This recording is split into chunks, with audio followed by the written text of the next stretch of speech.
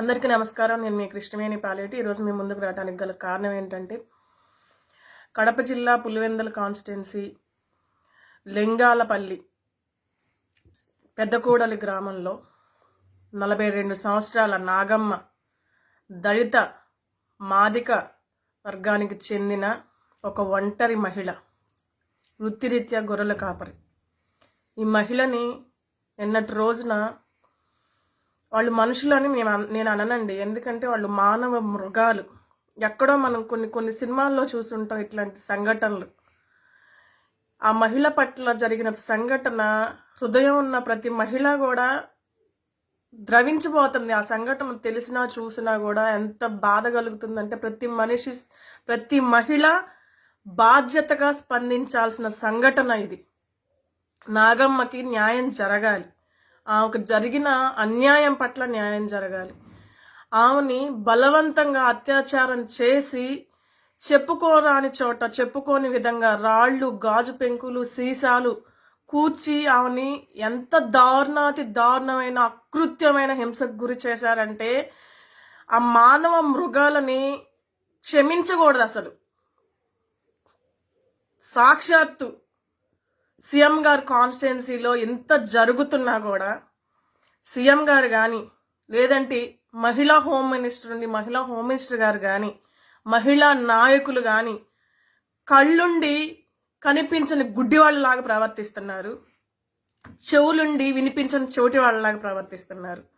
మీడియాలో కూడా ఎక్కడ కొంచెం కూడా ఈ వార్త బయటికి రానియకుండా, ప్రింట్ మీడియాలో కానీ ఎలక్ట్రానిక్ మీడియాలో కానీ కొంచెం కూడా బయటికి రానియకుండా దాన్ని కప్పిపుచ్చే చర్యకి పాల్పడుతున్నారు.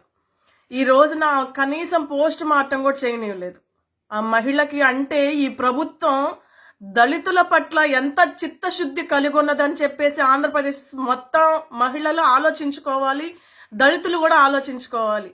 ఎందుకంటే గత ప్రభుత్వంలో ఒక అక్క చెప్పింది ఏమనంటే, ఏదన్నా అన్యాయం జరిగితే చంద్రబాబు నాయుడు గారి పరిపాలనలో ఏ దేవుడు కూడా మహిళలను రక్షించలేడమ్మా, మహిళలకు న్యాయం జరగదు అని చెప్పిన ఒక అక్క, ఈ ప్రభుత్వంలో ఏదన్నా సంఘటన జరిగితే గన్ కంటే ముందు జగన్ ఉంటాడు అని చెప్పేసి అన్న ఈ అక్క, ఆ గన్ను రాలేదు, ఈ అక్క రాలేదు, ఎవరు స్పందించలేదు.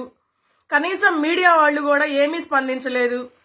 ఎవరి కోసం ఈ రోజున అభయ యాపులు, దిశ చట్టాలు, దిశ పోలీస్ స్టేషన్లు అలంకారప్రాయంగా మీ పబ్లిసిటీలు చేసుకుంటా, అనవసరంగా ప్రజల సొమ్ములు ఖర్చు పెట్టుకుంటా చేసే పబ్లిసిటీలు ఎవరి కోసం? ఇక్కడ మహిళలకు భద్రత లేదు, రక్షణ లేదు, దళితుల పట్ల ఈ ప్రభుత్వానికి చిత్తశుద్ధి లేదు.